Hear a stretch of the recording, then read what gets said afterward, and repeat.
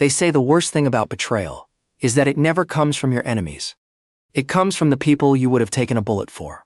For 5 years, I lived in a beautiful lie, blinding myself to the shadows in my own home. I thought my only heartbreak was an empty cradle. I had no idea that the two people I trusted most in this world were already preparing my execution. But they made one fatal mistake. They forgot that even the gentlest Omega will burn the world down when they have nothing left to lose.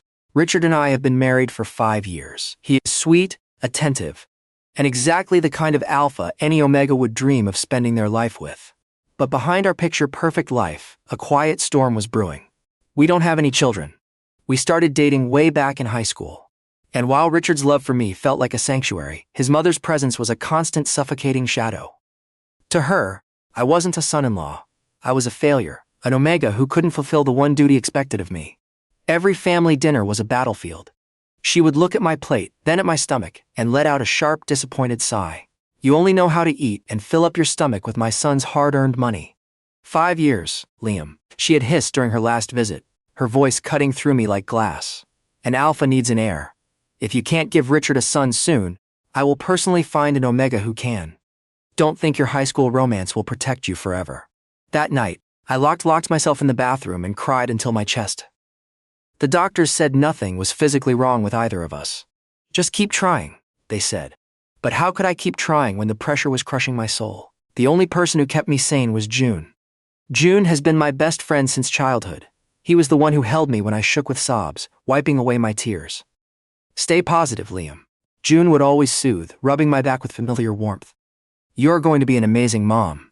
Don't let that old hag get to you. It will happen when the time is right. I believed him. I trusted him with my deepest vulnerabilities. But as the months bled into one another, something shifted in our home. Richard started changing. The warm embraces turned into brief nods. He began coming home late, smell of heavy cologne, and exhaustion clinging to his clothes. Too much work at the firm, baby, he would mutter, kissing my forehead before turning his back to me in bed. The distance between us grew so wide that the bed felt like an ocean. When I finally gathered the courage to confront him, begging him to tell me if he still loved me, he looked startled. Of course, Liam, I love you very much. You are my only priority right now. I felt the lie as it flowed slowly out of his mouth. The next day, a delivery driver arrived with boxes of expensive jewelry, designer clothes, and my favorite flowers. A note from Richard read, "I'm sorry for being distant, I love you." I wanted to believe the gifts were a sign of remorse. I wanted to believe my husband was just tired. But deep down, a sickening gut feeling told me that luxury is often the cheapest way to buy silence. A few weeks after the avalanche of apologetic gifts, Richard stood by the front door adjusting his tie. He didn't look me in the eyes. "I have an emergency conference out of town, Liam," he said, pulling his suitcase closer. "I'll be gone for 3 days. Don't wait up for me." 3 days, I asked, a sudden wave of loneliness washing over me. "Can't I come with you?" "It's strictly business," he replied quickly, a bit too quickly. He gave me a hurried kiss on the cheek and walked out before I could argue. I told myself it was fine. I needed to stop being so paranoid. By the next morning, I woke up feeling terribly wrong. My body felt like it was burning from the inside out, a strange feverish heat radiating through my veins. And then, there was a sensation in my lower abdomen, a faint fluttering movement that sent a jolt of electricity straight to my heart. Terrified and weak, I drove myself to the hospital. My hands shook on the steering wheel as the doctor ran the scans. When she walked back into the room, she wasn't holding medicine. She was smiling. "Congratulations, Liam. You're 2 weeks pregnant. The fever is just your body adjusting to the sudden spike in hormones." I sat there frozen. A tear slipped down my cheek, followed by a sob of pure, unadulterated joy. For years, 5 years of insults, tears, and despair, and it was finally happening. I was going to be a parent. I couldn't wait to call Richard. I wanted to hear his voice break with happiness. I wanted to throw this news in his mother's face. Leaving the hospital, the world looked brighter. I pulled out of the parking lot, my hand resting gently over my stomach. But as I stopped at a red light near a high-end cafe downtown, my eyes caught a familiar car. It was a sleek black sedan, Richard's car. My heart skipped a beat. He said he was out of town. Through the tinted glass of the passenger side, I saw 2 figures. The light turned green, but I didn't accelerate. Instead, I pulled into the lane behind them, my heart hammering against my ribs like a trapped bird. I followed them to a secluded park on the edge of the city. When the car parked, I pulled up a distance away, hiding behind a row of thick hedges. I watched as the doors opened. Richard stepped out, looking relaxed, completely devoid of the stress he claimed to have, and from the passenger side stepped June, my best friend. They walked hand in hand toward a bench. I watched, paralyzed, as June laughed, leaning his head against Richard's shoulder. Richard reached out gently, tucking a strand of hair behind June's ear, his expression filled with a softness he hadn't shown me in over a year. And then Richard leaned down and pressed a tender, lingering kiss on June's cheek. The world around me shattered into a million jagged pieces. I couldn't breathe. The air in my throat felt like liquid fire. I sat in my car, gripping the steering wheel so tightly, my knuckles turned white. I wanted to scream. I wanted to run over there, rip them apart, and demand to know how they could do this to me. June knew everything. He knew every tear I shed. He knew how much I suffered because of Richard's mother. He had held me while secretly sleeping with my husband. Somehow, I managed to start the engine and drive away before they saw me. The drive home was a blur. The moment I stepped into our quiet, empty house, I collapsed onto the living room floor. I cried until my throat was raw, clutching my stomach. How could they have done this to me? I whispered to the empty room. Why June, out of all people? The heartbreak was beyond me. I thought of crying my eyes out, add drinking alcohol to relieve myself of this betrayal. But for the sake of my innocent child, I refused to endanger his health. My child was growing inside me. A child created with a man who was currently wrapped around my best friend. As the hours passed, the crying stopped. A cold, eerie numbness began to settle over my skin. I looked at the framed wedding photo on the mantel. Richard was smiling so brightly. It was all a lie. The gifts, the working late, the sudden business trips, it was all a cover-up to spend time with June. And June's comforting words, they weren't meant to encourage me. They were meant to keep me complacent while he stole my only happiness. I picked up my phone. I had been planning to call Richard with the pregnancy news. Now looking at his contact name, a dark realization washed over me. If I told him I was pregnant now, he would stay out of guilt. He would pretend to love me for the sake of the child while continuing to see June in secret. I wouldn't give them the satisfaction of a clean break.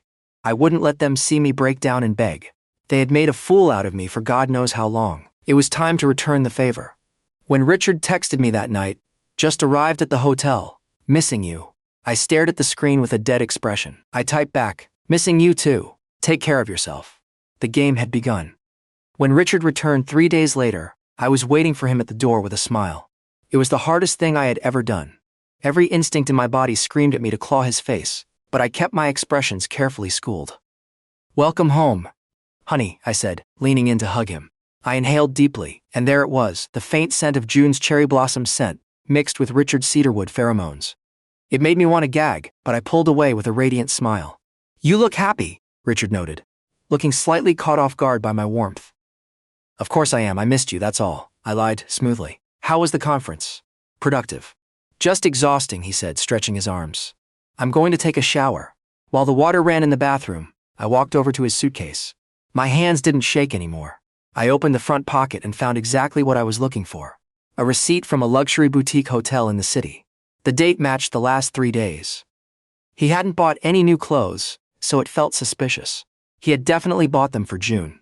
I took a picture of the receipt with my phone and put it back exactly as I found it. The next day, I invited June over for lunch. I needed to see how far his hypocrisy went. When June arrived, he hugged me tightly. Liam, I missed you. How have you been? Any news from the doctor? I looked at his face, searching for a shred of guilt, but there was none. He looked perfectly innocent. Nothing new, I said, pouring him a cup of tea. Still trying. Richard's mother is putting on the pressure again. She threatened to replace me last week. June squeezed my hand, his eyes filled with false sympathy. Don't listen to her, Liam. Richard loves you. He would never look at anyone else. You just need to focus on yourself. I stared at our joined hands. He would never look at anyone else. The audacity was breathtaking. You're right, June, I murmured, taking a sip of my tea. Richard is a good man. I don't know what I would do if I ever lost him or you. June smiled, completely unaware of the venom hidden behind my words. You'll never lose me, Liam. I'm your best friend forever. Forever, I thought. Let's see how long your forever lasts. Over the next 2 weeks, I became a ghost in my own life, carefully documenting everything. I didn't tell a single soul about my pregnancy. I wore looser clothes to hide the slight changes in my body. And I managed my morning sickness and absolute secrecy, waking up before Richard to throw up quietly in the guest bathroom. I began tracking Richard's phone records through our shared account. Every late night at the office aligned perfectly with a flurry of texts and calls to June. I even hired a private investigator, using cash I had slowly withdrawn from my personal savings account. I didn't want a single paper trail leading back to me. Within a week, the investigator sent me a digital file. It contained dozens of high-definition photographs. Richard and June holding hands at a restaurant. Richard kissing June in the back of a taxi. June entering Richard's private office after hours. Looking at the photos, I felt a strange sense of detachment. The initial heartbreak had hardened into something cold, sharp, and unbreakable. They thought I was the weak, submissive Omega who would crumble if I found out. They thought they were geniuses playing a foolproof game, but soon I'm going to show them who the real boss is. On Friday evening, Richard's mother called a family meeting at her estate. When we arrived, she didn't even wait for us to sit down before unleashing her venom. "I've set up an appointment with a fertility specialist in the capital next week," she announced, glaring at me. "If this one turns out empty too, Liam, I expect you to sign the divorce papers willingly. My son will not waste his prime years on a barren womb." Richard sat next to me, keeping his eyes on his lap. He didn't defend me. He didn't say a word. He just let his mother humiliate me, knowing damn well that he was sleeping with my best friend behind my back. "I understand, Mother," I said, my voice meek, playing the role of the broken victim perfectly. "I'll do whatever is best for Richard." Out of the corner of my eye, I saw Richard shift uncomfortably. Perfect. Let him feel a flicker of guilt. It would make his fall all the end more satisfying. The timing had to be perfect. The annual anniversary for Richard's family company was coming up in 2 weeks. It was the biggest event of the year, attended by all of the city's high society business partners, and of course Richard's elitist mother. June was also invited as my +1. Given our long-standing friendship, it was the perfect stage. I spent the days leading up to the gala finalizing my arrangements. I met with a prominent divorce lawyer, presenting him with the mountain of evidence I had gathered. The hotel receipts, the hidden phone logs, and the private investigator's photos. "This is airtight, Mr. Vance," the lawyer said, adjusting his glasses. "In an Omega-verse jurisdiction, infidelity with proof of emotional distress means you can claim 80% of his personal assets, including the house and a significant portion of his company shares. Moreover, you said you are pregnant with his child. Are you ready to file the divorce?" "Not yet," I replied, a calm smile gracing my lips. "I want the papers finalized, but I will choose the exact moment to serve him. I want him to receive them when he has absolutely nowhere to hide." Meanwhile, I kept up the facade at home. I baked Richard's favorite meals. I acted like the doting worried spouse. I even text June regularly asking for advice on how to win Richard back, baiting him into feeding me more lies. "Just give him space, Liam," June texts back one afternoon. "Alphas get stressed easily. Don't crowd him." I stared at the screen. At that exact moment, my investigator had sent a live update. Richard and June were currently at a jewelry boutique. Richard was buying a diamond bracelet. The day before the gala, I felt another prominent flutter in my stomach. I placed my hand over it. "Just a little longer, little one," I whispered. "We are going to free ourselves from this toxic cage. And your father will pay for every single tear we shed." The night of the gala arrived. The grand ballroom was opulent, filled with crystal chandeliers, expensive champagne, and the city's elite. Richard looked dashing in his tailored tuxedo, his alpha aura commanding respect. His mother stood near the entrance, pining like a queen, greeting investors. June arrived shortly after us, wearing a stunning outfit that seemed a bit too flashy for a mere guest. On his wrist, catching the light perfectly, was the diamond bracelet Richard had bought. "Liam, you look beautiful," June gushed, hugging me from behind. "Thank you, June. You look radiant too." "That's a beautiful bracelet," I remarked, staring directly at it. June flinched slightly, covering it with his sleeve. "All this just a cheap trinket I bought myself, is that so?" I smiled, turning to Richard. "Doesn't it look lovely, honey?" Richard cleared his throat, his face turning pale. Yes, it's very nice. Excuse me, I need to speak with some board members." I watched him walk away with his guilty conscience. As the night went on, the main event approached. Richard was scheduled to give a speech thanking the investors and celebrating the company's success. Behind the podium was a massive projector screen, meant to show a slideshow of the company's history and milestones over the years. Before Richard took the stage, I slipped away to the tech booth. The young technician looked up surprised. "Hi, I'm Richard's husband," I said, handing him a flash drive. "Richard asked me to give you this. It's an updated version of the anniversary presentation. He wants it played as soon as he steps up to the mic." "Oh, of course, Mr. Vance," the technician said, swapping out the drives without a second thought. I walked back into the ballroom and took my seat at the front table, right next to June and Richard's mother. Richard walked up to the podium, the crowd applauding loudly. He looked confident, powerful, and utterly untouchable. "Thank you everyone for coming tonight," Richard began, his deep voice echoing through the speakers. 4 years ago, when I took over this company, I had a vision. Right on cue, the projector screen behind him flickered to life. But it wasn't a picture of the company headquarters. It was a crystal-clear high-definition photograph of Richard and June kissing passionately in the back of a car. The ballroom fell into a dead, suffocating silence. Richard kept speaking for another 3 seconds before he noticed the gasps and whispers breaking out across the room. He turned around and the blood completely drained from his face. The screen transitioned. The next slide showed the hotel receipt with both of their names, followed by a compilation of texts, where June mocked my inability to conceive, calling me useless, while Richard agreed. "What is the meaning of this?" Richard's mother shrieked, standing up, her face turning a violent shade of red. June looked like he was about to faint. He stared at the screen, then at me, his lips trembling. "Liam, I can explain. It's not what it looks like," he pleaded. I didn't cry, I didn't scream. I stood up gracefully, smoothing down my suit. I walked up to the stage, the eyes of every single powerful investor and socialite in the city burning into me. I handed Richard a thick white envelope. "These are divorce papers, Richard." My voice carried perfectly through his open microphone. "Since you and June are so fond of sharing everything, you can share the news that I am taking 80% of your assets and your precious company. I own enough shares now to ensure your mother is removed from the board by tomorrow morning." Richard grabbed my arm, his voice desperate, cracking under the pressure. "Liam, please, we can talk about this. I made a mistake. I love you." I coldly slapped his hand away. "Don't touch me, you liar," I yelled. I turned to June, who was weeping in his seat as people pointed and whispered at him. His reputation completely ruined in high society. "You wanted to ruin my marriage, June.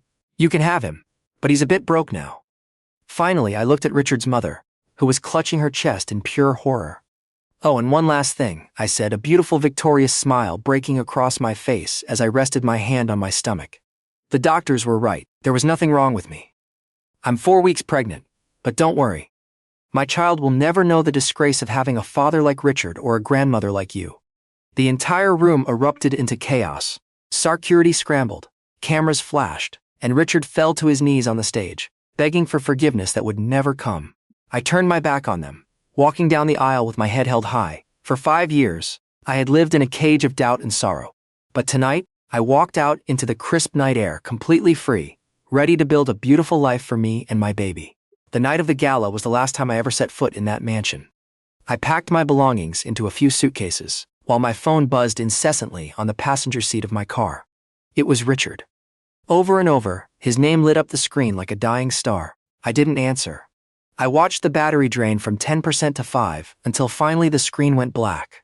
The silence that followed was the first breath of fresh air I had taken in 4 years. With a significant portion of the divorce settlement safely in my bank account, I moved into a quiet, modest house downtown.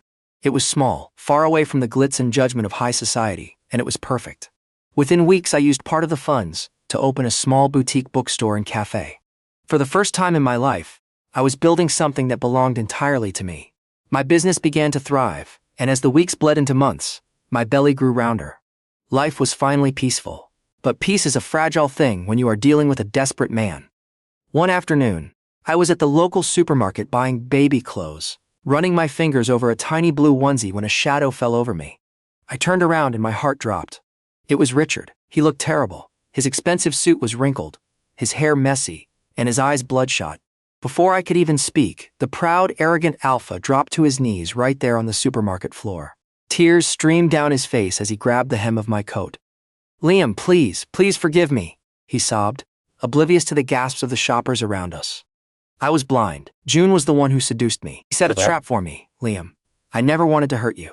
Please come home. Let me be a husband to you again. A sickening wave of anger rushed through my veins. The sheer audacity of blaming the man he willingly slept with made my blood boil. Without a second thought, I raised my hand and slapped Richard across the face. The sharp crack echoed through the aisle. "Don't you dare blame him for your choices," I hissed, my voice trembling with cold rage. "You are the one who broke our vows. Never show your face in front of me again." I didn't wait for him to get up. I grabbed my bags, walked out of the supermarket, and drove home, my heart pounding against my ribs. I thought that was the end of it. I thought I was safe. I had no idea that a far darker storm was brewing in the shadows. By my 7th month, my baby boy was kicking constantly, a beautiful reminder of why I was fighting so hard. One evening, after closing up the cafe, I was driving home along a dark, winding road. The streetlights were sparse and the night was eerie. Suddenly, a blinding pair of headlights appeared in my rearview mirror.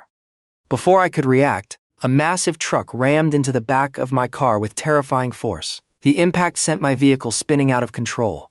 The tires screeched, and with a sickening crunch of metal, my car slammed violently into a massive oak tree. The airbag deployed, blinding me with white dust and then darkness. I woke up a few minutes later, coughing. My vision blurred. I couldn't move my legs. The dashboard had crushed down upon them.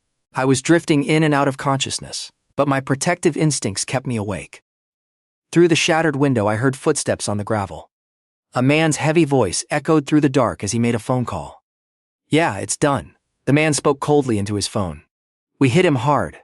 He's not getting out of this one without a fracture." My heart stopped. This wasn't a mere accident. As the footsteps retreated and a car sped away, terror gave me a sudden surge of adrenaline. My baby. I had to save my baby. Gritting my teeth against the agonizing pain in my chest and legs, I reached for the jam door handle. I pulled with all my might, screaming out in pain until the metal finally gave way and the door swung open. I dragged myself out onto the cold asphalt. That's when I saw it. Thick crimson blood pooling around my thighs, staining my clothes. No, please, God, no. I wept frantically, pulling out my phone with trembling bloody fingers. I dialed the emergency services, my voice a desperate whisper. "Please help me, I'm pregnant, I've been in a crash." For 20 agonizing minutes, I lay alone on that dark road, clutching my stomach, watching my life slip away onto the pavement. By the time the distant wail of the siren reached my ears, my vision was fading into pitch black. When I opened my eyes, the harsh white lights of the hospital emergency room blinded me. Doctors and nurses were sprinting alongside my gurney, shouting medical jargon over my head. "His blood pressure is dropping rapidly. The fetal heart rate is decelerating. We're losing the baby." Panic seized my chest. "Save him," I screamed, choking on my own tears as they wheeled me into the operating theater. "Please don't let him die. I will give you anything. Just save my son." A nurse pressed a mask over my face, telling me to breathe. I wept bitterly until the anesthesia dragged me under. When I finally woke up hours later in a quiet recovery room, the dull ache in my abdomen told me everything. The emergency C-section was over. A pediatric doctor walked in, his face grim. "Liam, your son was born prematurely. He is stable for now, but his lungs are underdeveloped and he has lost a critical amount of blood from the trauma of the crash." I broke down, the tears burning my face. I spent the next 24 hours exhausting my savings, paying for the best specialists, advanced incubators, and every piece of medical technology available to keep my little boy alive. I hadn't even healed from my own major surgery. Every movement felt like knives tearing through my skin, but I didn't care. On the second night, the doctor called me into the neonatal unit, looking desperate. "Liam, your son's condition is deteriorating. He needs an immediate blood transfusion. Your blood type doesn't match his, and our blood bank is short on his specific rare alpha type. We need the biological father. You have to call him." My heart froze. "What for?" I whispered, my voice laced with bitter irony. "He doesn't have a father. If we don't get a matching transfusion within the hour, your baby might not make it through the night," the doctor said softly. A cold, agonizing reality washed over me. After everything I did to protect my child from that toxic family, my baby was at risk of leaving this world forever. I sat in a wheelchair, staring at my tiny son through the glass of the incubator, his chest heaving as he struggled to breathe. I swallowed my pride, pulled out my phone, and dialed the number I thought I'd never call again. After the 5th agonizing ring, Richard finally picked up. "Liam? Oh my God, Liam. Is that you?" "Shut up and listen to me carefully," I interrupted, my voice dead and dripping with ice. "Your son is at risk of dying. The only way you will ever begin to pay for the crimes you committed against me is if you get to the city central hospital in the next 10 minutes to save his life. If you don't, nothing else can be done." Richard didn't even ask questions. He demanded the address and hung up. While I waited, I wheeled myself closer to the incubator. My baby boy looked so small, wrapped in tubes, his tiny hands twitching. I pressed my palm against the glass, crying my eyes out. "They are going to pay for this, my love," I whispered, a dark promise settling in my heart. "Whoever did this to us, I will destroy them." The nurses begged me to go back to bed, warning me that my own C-section stitches could tear, but I couldn't feel physical pain anymore. The emotional agony numbed everything. I dragged myself out of the wheelchair and sat directly on the cold floor next to the incubator, weeping silently into my hands. Suddenly, the doors flew open. Richard ran in, drenched in sweat, panting heavily. The moment he saw me on the floor, he rushed over. I didn't have the strength to be angry. I reached out, grabbing the fabric of his trousers, lifting my tear-stained face to his. "Please," I begged, my voice breaking. "Please save our child. Don't let him die, Richard." A tear slipped down Richard's cheek as he looked at me, then at the tiny baby in the glass box. He knelt down and gently gripped my shoulders. "I will do anything, Liam. I swear to you, I will make sure our son lives." The medical team rushed Richard into the donor room. For an hour I waited in agonizing suspense. Then the doctors began the emergency transfusion. It felt like an eternity, but suddenly a sound cut through the quiet room. A faint, sharp cry. My baby boy cried out for the very first time. His lungs were working. He was stable. Relief washed over me so intensely that I lost control of my actions. In a moment of pure, unadulterated excitement and gratitude, I threw my arms around Richard, sobbing against his chest. Richard held me tightly, his own chest heaving with emotion. But within seconds, reality snapped back into focus. The scent of cedarwood hit my nose and I remembered who he was. I violently pulled away from his embrace, stepping back. "Don't get the wrong idea," I said, my voice turning to stone. "This is all your fault." Richard looked hurt, confused. "Liam, what are you talking about?" "The crash wasn't an accident," I hissed, glaring into his eyes. "Someone attacked us. A truck intentionally rammed my car from behind and forced me into a tree. I heard them on the phone saying the job was done. Someone wanted my baby and me dead." Richard, a terrifying alpha aura flared around Richard, his eyes darkening with a rage I had never seen before. He clenched his fists until his knuckles popped. "Whoever dared to harm my child and you, they have made themselves my worst enemy. I will find them, Liam, and I will personally destroy them." Weeks later, the day finally came for us to be discharged. To my surprise, Richard had completely transformed. He stepped in as a caretaker, refusing to leave our side. He bought a house close to my bookstore, cooked all our meals, cleaned, and stayed up during the grueling night hours to watch over the baby so I could rest. He was trying to be the perfect alpha, the perfect father. But one evening, as he handed me a bowl of soup, I looked him dead in the eyes. "Richard, stop," I said quietly. "No matter what you do, no matter how much you cook or clean or apologize, things can never go back to the way they were." The man I loved died the moment he kissed June on that park bench. Richard lowered his head, a heavy silence falling over the room. "I know," he choked out. I want to make it up to you. I am going to give you the privilege to be a father to our son," I continued, my voice firm and uncompromising. "You saved his life and he deserves to know his father. But you will never see me as your husband again.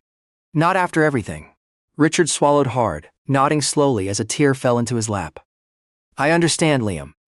I'll take whatever you're willing to give me." A few days later, the police investigation was finalized, and Richard brought me the reports. The truth was monstrous. The masterminds behind the hit job were none other than Richard's own mother and June. Driven by bitter jealousy and a twisted desire to get me out of the picture permanently, they had hired the men to orchestrate the crash. Richard didn't show them an ounce of mercy. He used all his power, money, and influence to ensure that the hitmen June and his own mother were handed the maximum possible sentences in a high-security prison. They would spend the rest of their miserable lives behind bars, facing severe, unyielding punishment. A year flew by. The pain of the past had faded into a dull scar, replaced by the joy of watching my boy grow. One sunny afternoon, I was sitting in the living room of my downtown house when the front door opened. Richard walked in, holding the hand of a chubby-cheeked, bright-eyed one-year-old boy. "Mommy!" Robert squealed, breaking free from Richard's grip and waddling over to me as fast as his little legs could carry him. I let out a soft laugh, lifting him into my arms and burying my face in his sweet neck, kissing his forehead. "Hello, my big boy. Did you have fun at the park with Daddy?" Robert nodded happily, but then he looked at me with wide, innocent eyes. "Mommy, why doesn't Daddy stay with us in our house? Why does he have to leave every night?" A poignant sadness gripped my heart at the question. I looked up and saw Richard standing by the doorway, looking at us with a bittersweet, longing smile. He knew his place, he knew the boundary. I looked back down at my son, running a gentle hand through his soft hair and forced a warm, reassuring smile. "When you grow up, Robert, you will understand," I whispered softly, ensuring my voice carried across the room. Family isn't just about flesh and blood. It's about the people who choose to do the right thing. The ones who protect you and promise never to hurt you no matter what. Robert didn't fully understand, but he giggled and hugged my neck tightly. Over his little shoulder, I met Richard's eyes one last time. There was no more hatred in my heart, only the beautiful, unshakable peace of a parent who had survived the terrible storm of betrayal. Life went on at its finest. Robert grew taller and was top of his class, making me proud every day. I want to say a huge thank you to everyone who watched this story till the end. Thank you so much. Please give this story a thumbs up, like, subscribe, and don't forget to turn on your notifications bell. Thank you so much. Stay blessed.